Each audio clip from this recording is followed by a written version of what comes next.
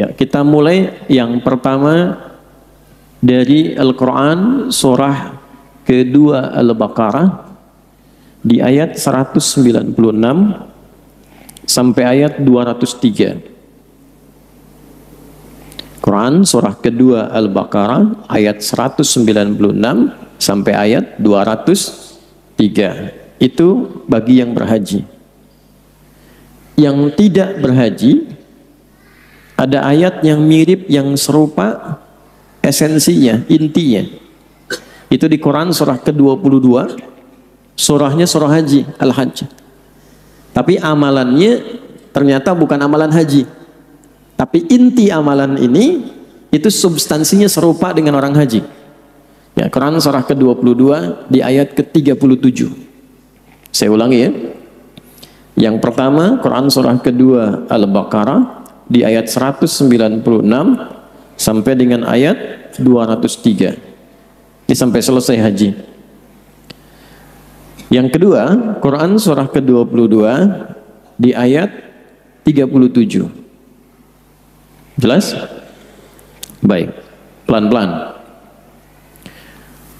Nanti setelah itu kita urai kembali, teman-teman sekalian, Bapak dan Ibu, ayat-ayat yang lainnya. Saya terangkan sebentar di Al-Baqarah dulu. Wa atimmul hajja wal umrata lillah. Dan hendaklah kalian menyempurnakan ibadah haji dan umrah itu karena Allah. Wa atimmul hajja wal umrata lillah. Di sini ada dua persoalan.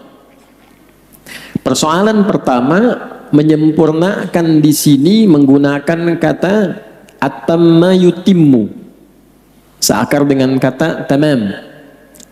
Ada yang kedua, akmala yukmilu, digabungkan akmala dengan atamma di Quran surah 5 di ayat ketiga. Al-yawma akmaltu lakum dinakum wa atmamtu alaikum ni'mati wa raditu lakumul islam dina. Tapi di mushaf diterjemahkan dua-duanya menyempurnakan. Kalau Allah perintahkan dan sempurnakan, berarti konsekuensinya ada yang tidak sempurna. Awas nih ya, makanya tadi kita doakan sayang-sayang sudah jauh ke Mekah menunaikan haji tapi tidak sempurna. Ada dua kata kamal dengan tamam. Kalau kesempurnaan menggunakan kata kamal, artinya sempurna seutuhnya dan tidak ada pelengkap lagi. Contoh, cara kita beragama, cara sholat, cara haji, manasik, ya, itu semua diungkap oleh Quran dengan kamal. Artinya sempurna, tidak ada penyempurna lagi, tidak ada pelengkap lagi. Al-yawma akmaltu lakum dinakum. Jadi nggak usah aneh-aneh. Kalau sholat subuh 2 rakaat, sudah 2 saja. Ya, jangan terlampau soleh pengen 3 misalnya, tidak. Itu sudah sempurna. Dan caranya diatur. Sallu kama ra'aitumuni usalli, dari mulai takbir sampai dengan salam. Jadi tidak perlu misalnya ada imam, ada asisten imam penerjemah, nggak usah. Ya, itu sudah sempurna, selesai semua. Kalau tamam, artinya kesempurnaan yang masih diharapkan tambah lagi. Kenapa nikmat menggunakan kata tamam? Wa atmamtu alaikum ni'mati. Karena orang kalau dapat nikmat itu, sekalipun telah meraih yang dipengen, tetap pengen lagi yang lain. Anda pengen sepeda, mereknya X. Setelah dapat sepeda, pengen apa? Oh, kan? Setelah motor, pengen apa? Mobil. Selalu pengen nambah, kan? Nah, haji, umroh juga begitu. Hari ini sudah haji, tahun depan pengen lagi. Sekarang umroh, bulan depan pengen berangkat lagi. Nah, itu fitrah. Tapi pesan Quran, jangan sampai sering-sering berangkat tapi nggak sempurna ibadahnya. Kalau merasa kurang sempurna, silahkan berangkat menyempurnakan. Tapi jangan sampai jadi ritual keberangkatan tapi tidak ada kesempurnaan amalan. Karena itu kalau ingin sempurnakan ibadah ini, perhatikan ujungnya. Wa atimmul hajja wal umrata lillah. Bagaimana cara menyempurnakannya? Maka ditutup dengan kalimat kerjakan karena Allah. Kalau dikerjakan karena Allah, berarti panduannya karena Allah. Pelajari hukum-hukum Allah sebelum berangkat menunaikan haji bagaimana. Sebelum umrah Allah ngajarkan apa lewat Rasulullah. Bagaimana pelaksanaannya, bagaimana ukuran keberhasilannya. Nah, saya akan langsung lompat ke ayat 203 karena waktunya terbatas. Dari semua perjalanan di Arafah, ke Muzdalifah, ke Jamarat, kemudian ke Muna yang disebut dengan Mina itu, lalu ifadah dan selesai haji ya, itu puncaknya nanti ada di Al-Baqarah ayat 203. Perhatikan kalimatnya. Wadhkurullaha fi ayyamin ma'dudat. فَمَنْ تَعَجَّلَ فِي يَوْمَيْنِ فَلَا إِثْمَ عَلَيْهِ وَمَنْ تَأَخَّرَ فَلَا إِثْمَ عَلَيْهِ لِمَنِ اتَّقَى. Lihat ujungnya. وَاتَّقُوا اللَّهَ وَاعْلَمُوا أَنَّكُمْ إِلَيْهِ تُحْشَرُونَ. Dan tingkatkanlah zikirmu kepada Allah saat di puncak-puncak ritual haji sampai ke Muna di Mina itu. Zikir. Zikir yang dimaksud itu adalah zikir persiapan koreksi diri di 3 sisi. Tolong fokus ya, di sini inti kajiannya nih. Dan 3 ini sumber yang membuat diri kita sering terpeleset dalam keburukan. 1, nafsu digambarkan lewat aqobah. 2, ustah, pengaruh sekeliling terdekat, keluarga, tetangga dekat, teman akrab.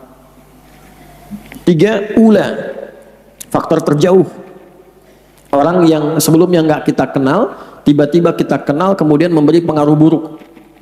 Anda pindah tugas kerja di tempat baru, jauh, dapat lingkungan yang nggak bagus. 3 ini. Maka diminta untuk dikenali, dievaluasi, mana yang menjadikan kita kadang-kadang nggak baik itu yang mana nih? Makanya disebutnya Muna, harapan untuk menghadirkan kebaikan lagi dan menanggalkan yang tidak baik. Sehingga sepulang haji, baiknya dibawa, yang tidak baiknya dibuang. Nah, kebaikan yang muncul setelah buruknya hilang, itu disebut birrun namanya. Al-birru. Ada 6 jenis kebaikan. Tayyib, khair, ma'ruf, ihsan, salih, al-birru. Birrun. Nah, birrun ini sifat baik yang muncul setelah buruknya hilang. Lisan seringkali berkata yang tidak baik, dievaluasi. Apa penyebabnya?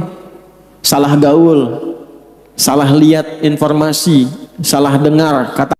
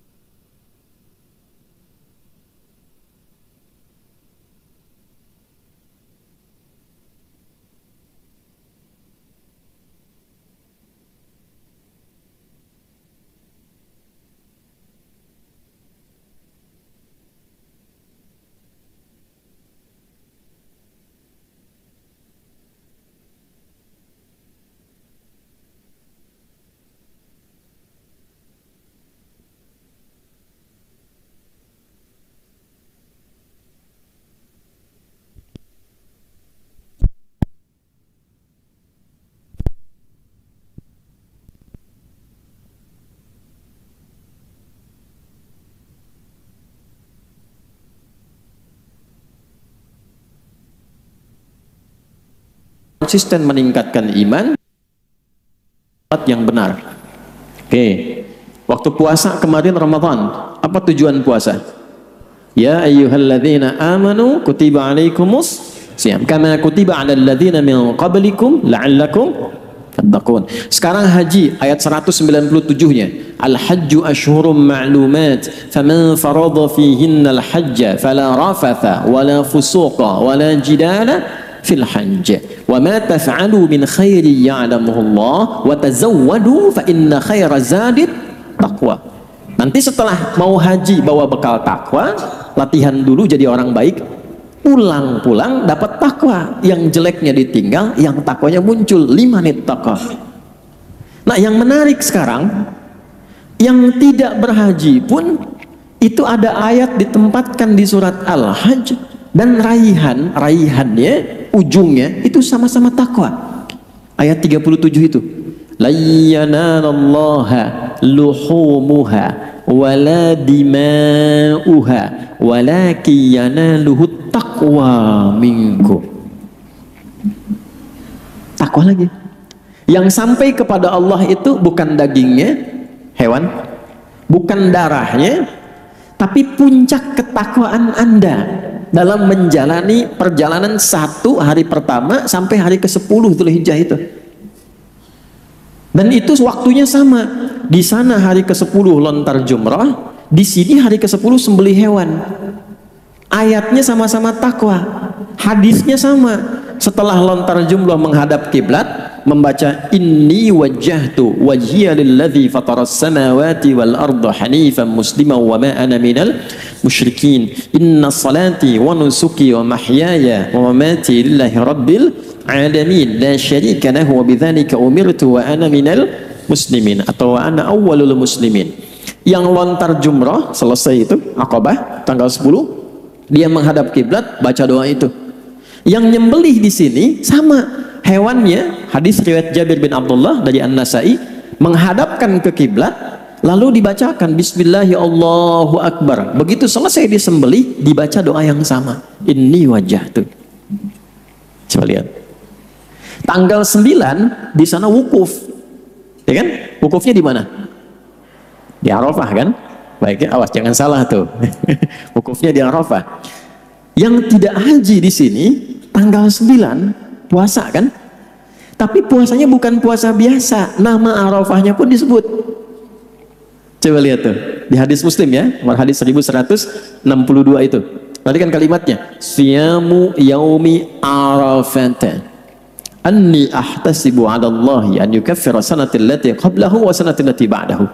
Siyam yaumi arafah, puasa yang ditunaikan pada momentum saat orang-orang melakukan wukuf di Arafah. Di sana kegiatannya wukuf, di sini kegiatannya puasa. Jelas gak? Jelas ya? Nah, apa pekerjaan orang wukuf, apa pekerjaan orang puasa? Karena kata puasanya, kemarin saya ungkap di Tanah Kusir, itu menggunakan kata siyam, bukan saum. Asyam, bukan asyab ya. Siyam ya. Saum itu artinya menahan secara umum, baik yang puasa dari subuh sampai maghrib atau nahan apa saja. Ya, di Quran ada di satu saja disebutkan di surah ke-19 ayat 26. Satu sekali disebutkan kata saum. Fakuli washrabi wa qarri 'aina fa imma tarayinna minal bashari ahada faquli inni nadhartu lirrahmani sauma. Maryam silahkan makan, silahkan minum, tapi kamu saum. Oh, kalau saum masih umum, masih bisa makan, masih bisa minum. Tapi saumnya saum apa di sini? Falan ukallimal yauma insiya, nggak bicara. Jadi kalau mau nahan pulang dari sini nggak mau bicara, saum tuh. Ya, pulang dari sini nahan berkedip, saum tuh. Tapi kalau siam disebutkan kurang lebih 8 kali dalam Al-Quran, puasa yang ditunaikan dengan aturan tertentu, hukum tertentu, cara tertentu, hasil tertentu. Puasa Arafah tujuannya beda dengan Ramadan, tidak sama dengan Asyura, lain dengan Senin Kamis. Saat puasa dilakukanlah renungan-renungan kehidupan seperti halnya orang wukuf di Arafah melakukannya. Walaupun terdapat perbedaan keutamaan amalan, tetap yang haji lebih utama karena tempatnya juga istimewa, pahalanya tinggi. Di Masjidil Haram sekali sholat 100.000, di sini 1 kan ya. Tapi inti dari amalan itu diperkenankan oleh Allah untuk kita pelajari sehingga punya potensi mabrur didapatkan walaupun belum ada kesempatan untuk menunaikan ibadah haji. Tapi jangan disimpulkan bahwa sudah haji, tidak ya, esensinya. Nah sekarang ini yang akan kita bahas, bagaimana cara kita merenungkan di hari ke-9 nanti menjalani puasa Arafah sehingga mendapatkan keutamaan terbaik seperti orang wukuf yang ada di sana. Nah ini yang jarang dibahas. Baik ya? Nah saya berikan gambaran dulu sebentar. Tadi mukaddimah ya, sekarang baru kita masuk. Saya izin berdiri ya, jarang-jarang di sini berdiri. Dulu sering bawa kitab. Jadi tadi disebutkan keberhasilan orang yang haji, termasuk orang yang kurban, orang yang puasa sampai selesai tanggal 13. Ciri keberhasilannya mendapatkan apa? Takwa ya, saya ingat ya. Takwa. Nih. Takwa itu adanya di mana dalam tubuh kita? Allah. Adanya di mana? Tuh, jangan lama-lama, waktunya terbatas. Wallahu a'lam gitu ya. Adanya dalam jiwa, dalam nafas. Dari mana taunya? Quran. Ini tempatnya takwa di dalam diri kita ya. Quran surah ke-91 Asy-Syams ayat 7 sampai 10. Ayat 7 sampai 8-nya ini posisi takwa. Wa nafsi wa ma sawwaha fa'alhamaha fujuraha wa taqwaha. Dan demi nafas yang telah disempurnakan penciptaannya. Nafas itu sempurna ketika roh masuk ke dalam tubuh usia 4 bulan. Di begitu roh masuk ke dalam fisik ke tubuh kita, maka berubah nama roh itu menjadi nafas. Dari sini dimunculkan kata bernafas karena mulai muncul tanda kehidupan. Saya ulangi ya. Roh ditiupkan usia 4 bulan kandungan. Masuk ke dalam tubuh kita. Maka ketika menyatu roh dengan fisik, berubah nama roh menjadi nafas. Di situ mulai menyatu, di situ mulai beramal. Jadi nanti kalau seorang meninggal, yang dicabut itu apanya? Roh, tapi ketika rohnya itu pulang, berubah nama, cabutannya menjadi nafas. Datang dia dengan roh, pulang dengan nafas. Kullu nafsi dha'iqatul maut, bukan kullu ruhin. Coba lihat. Ya ayyatuhan nafsul mutmainnah, bukan ruhul mutmainnah. Kenapa beda? Karena ketika masuk belum ada amal, masih kosong. Ketika menyatu dengan fisik sudah ada amal, dia pulang membawa amalan. Apa yang mendorong roh ini untuk beramal, nafas ini untuk beramal? Ini takwa. Adanya dalam nafas. Pelan-pelan ya, ini kajian agak dalam nih. Untuk mensupport supaya takwanya bekerja, dibuat lawannya, namanya fujur. Fujur.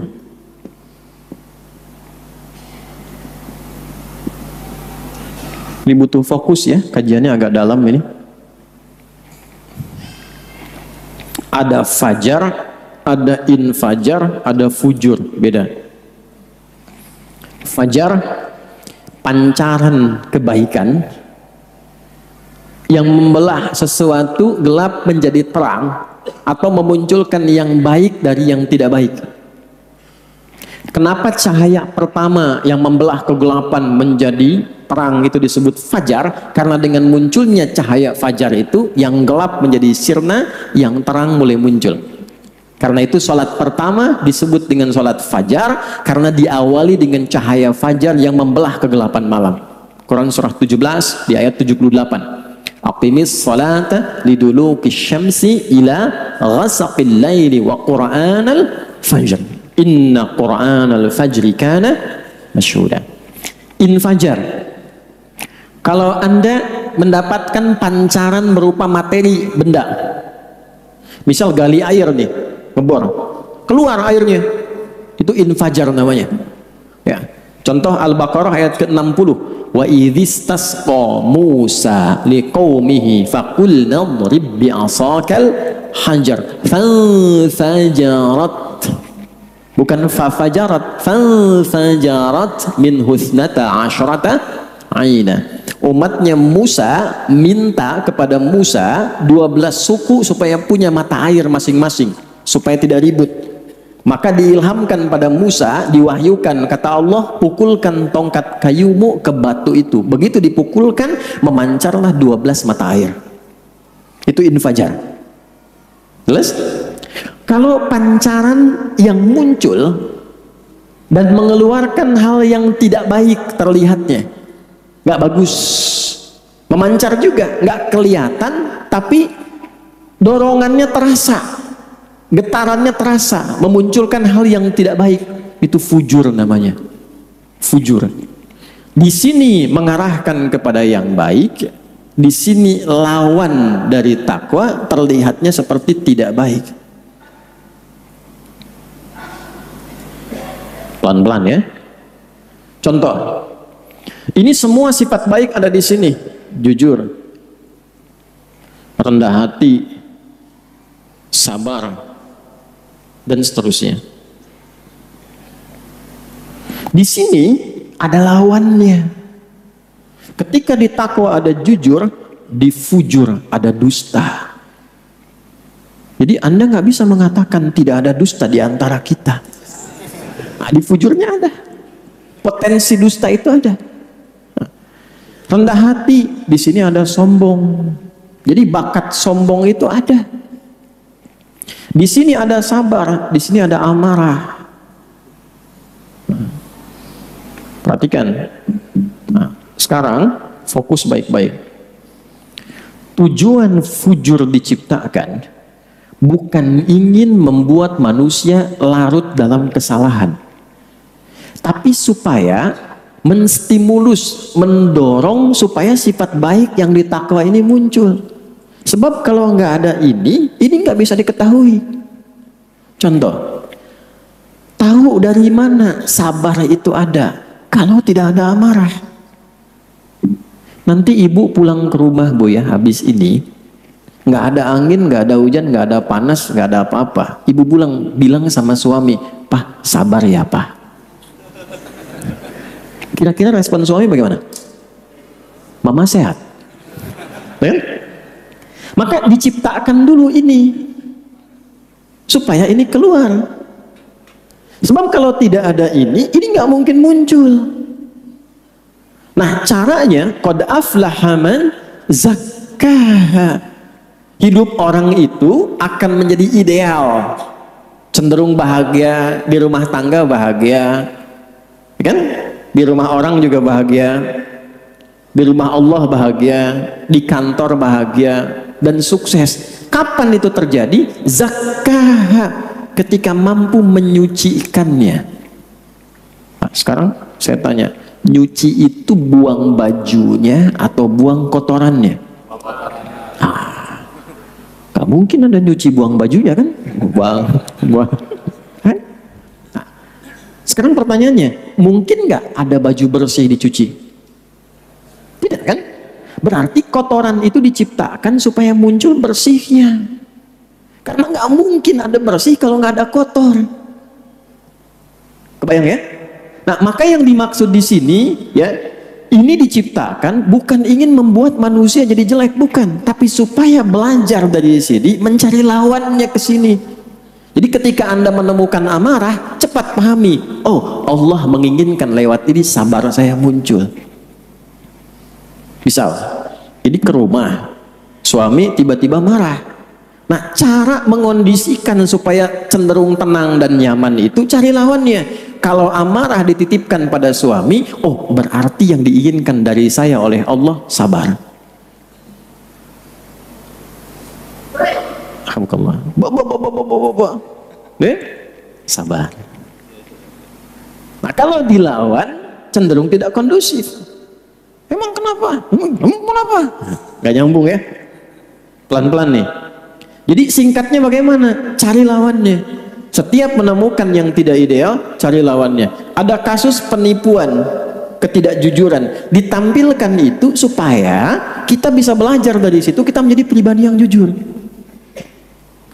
Ada orang bersikap X tidak baik, cepat cari lawannya. Kenapa harus kita yang lihat?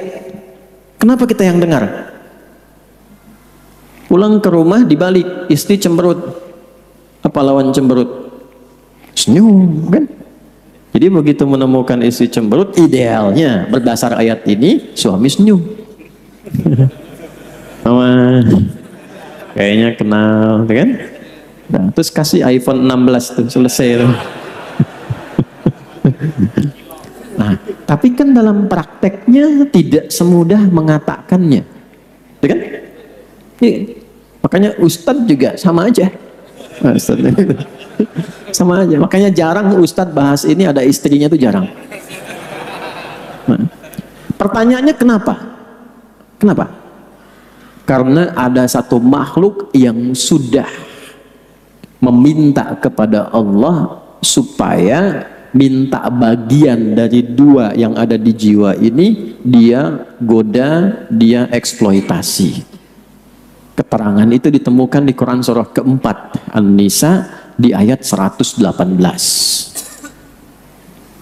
Quran surat 4 ayat 118. Kalau mau disempurnakan sampai jenis godaannya sampai ayat 119. La'anahullah, setan dilaknat oleh Allah. Qala la'attakhidanna min ibadika nasiban mafruḍa. Dan dia berkata, ya Allah, aku diberi kesempatan sampai kiamat menggoda anak cucu Adam, maka aku akan mengambil satu bagian dari jiwanya supaya aku goda, dieksploitasi. Nah, bagian itulah yang ini yang fujur. Awas, hati-hati. Wala udillannahum, aku akan sesatkan lewat sini. Tersesat, yang harusnya mensupport ke takwa, dia bikin jalan sendiri, bikin jalan sendiri. Digoda secara halus. Harusnya begini, harusnya ini, kesini jalurnya. Setiap menemukan dusta, jujur muncul. Setiap menemukan sombong, rendah hati muncul. Jalurnya harusnya kesini. Tapi dia bikin jalur sendiri. Dia bisikin tuh, halus, tembus. Dan dahsyatnya, dibisikinnya dari pintu terluar. Nafas punya pintu kedua namanya kolbu. Sesuatu yang bergolak. Kenapa bergolak? Karena di sini tidak selalu sama. Makanya bangun tidur itu pikiran kita sudah bercabang ke pengajian atau lanjut tidur, kan? Kan? Bangun malam tahajud atau tidur lagi, kan? Nah, karena ini dua ini, makanya kolbu. Pintu terluar dari kolbu itu sodrun namanya, sodrun. Ini jamaknya nufus, ini jamaknya kulub, ini jamaknya sudur. Kalau dipindah ke sini jadi begini.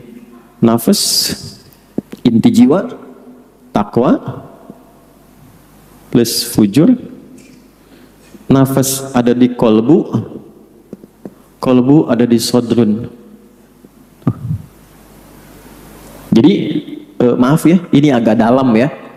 Ini dari dalam jiwa kita nih, nafas. Nanti keluar memandu seluruh tubuh kita lewat kolbu, lewat sodrun, masuk ke mata. Mata dibimbing takwa, maka mata melihat yang baik-baik. Telinga dibimbing takwa, maka telinga mendengar yang baik-baik. Lisan dibimbing takwa, maka lisan berkata yang baik-baik. Jelas gak? Nah, yang bahaya ini setan masuk dari sini, sodrun. Jamaknya sudur, karena yang digoda bukan cuma 1-2 orang, semua dijamakkan sudur. Buka surat ke-114, surah paling favorit bagi umat Islam di muka bumi saat ini. An-Nas alladzi yuwaswisu fi sudu. Dia goda dari sini. Nih. Masuk ke kolbu, tembus ke fujur. Jadi dia bikin jalur sendiri. Yang harusnya fujur ini ke sini, ke takwa, dia bikin jalur sendiri sehingga bocor sini. Keluar sendiri.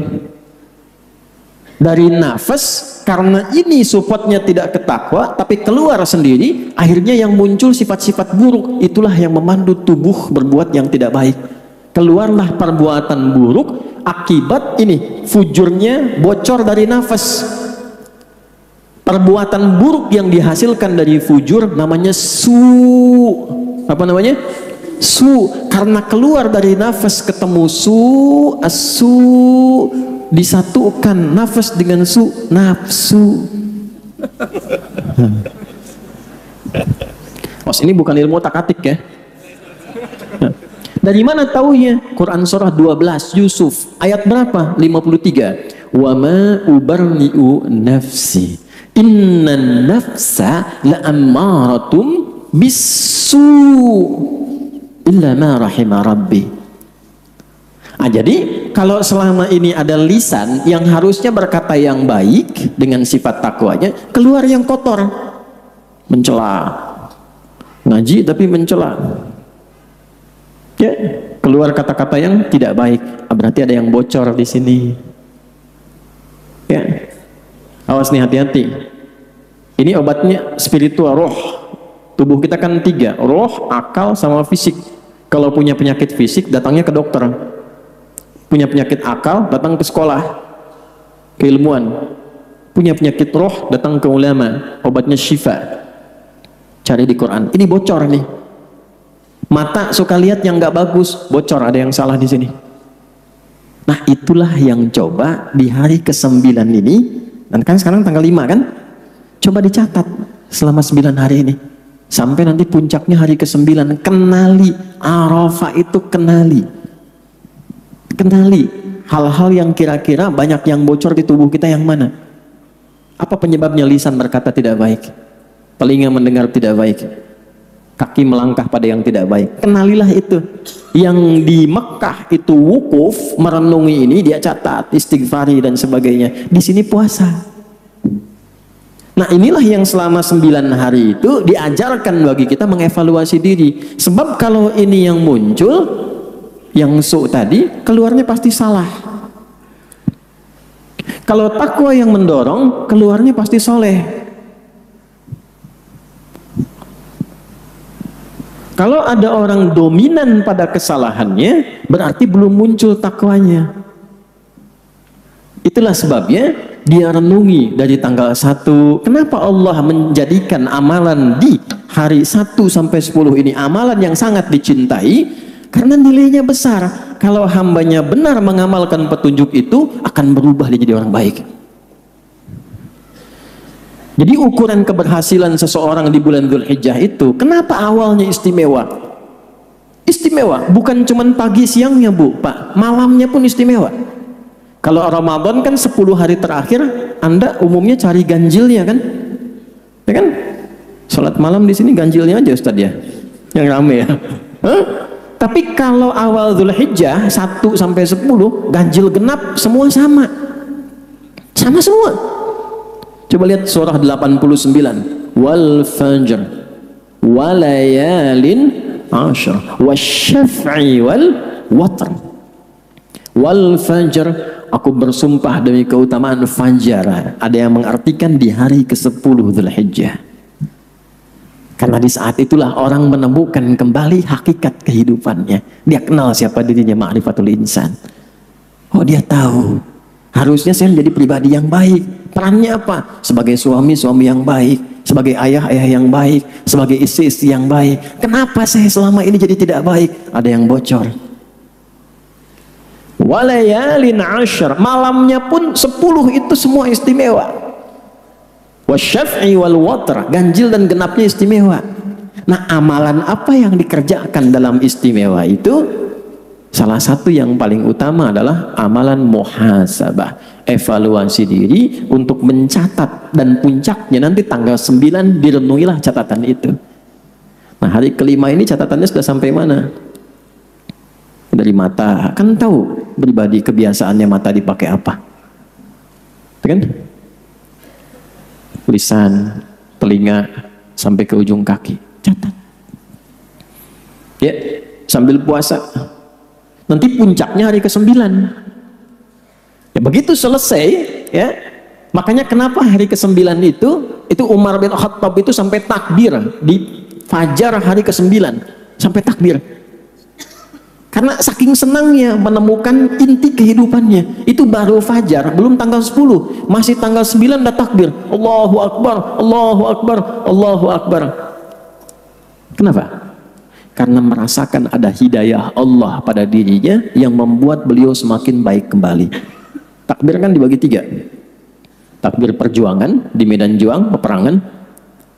Ya, takbir untuk memadamkan seperti kobaran api. Kalau ada api bertakbir. Ya. Yang ketiga, takbir perubahan diri kita menjadi lebih baik. Ya, misal di Al-Baqarah ayat 185, walitukabbirullaha ala ma hadakum wa la'allakum tashkurun. Begitu selesai Ramadan, Anda merasa lebih baik karena Allah kasih hidayah kepada Anda. Disitulah Anda memperbanyak takbir. Nah, Idul Hijjah beda. Begitu hari ke-9 dia merasa, oh ini kekurangan saya, ini kesalahan saya. Dia gembira karena menjadi pribadi lebih baik dari sebelumnya. Maka Umar bertakbir di hari ke-9. Allahu Akbar, Allahu Akbar. Ini untuk pribadi, bukan amalan kolektif.